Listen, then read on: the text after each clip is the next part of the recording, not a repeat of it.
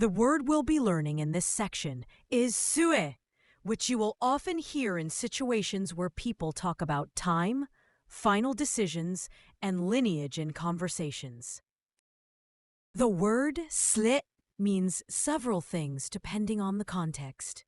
It can refer to the end of something, like the end of a period or time. It can also indicate the outcome or result of something after various considerations.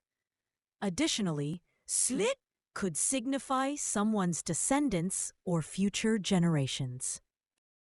The first kanji means the end or tip of something, like the final part or the last point. In the word nenmatsu, it points to the end of the year, so you can feel the sense of last part. In the word surekko, it gives the idea of someone at the very end of the birth order, the youngest child. This kanji often adds the nuance of final or last when used in compounds. He was happy until the end of his life. 彼は一生の末まで幸せでした。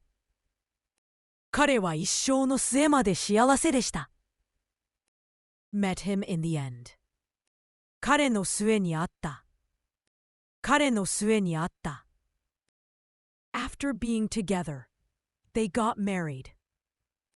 二人の末に結婚しました。二人の末に結婚しました。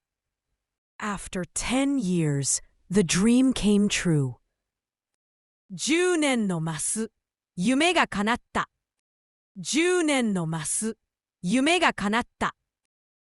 The most common synonyms of the word sue are 最後 and 結果.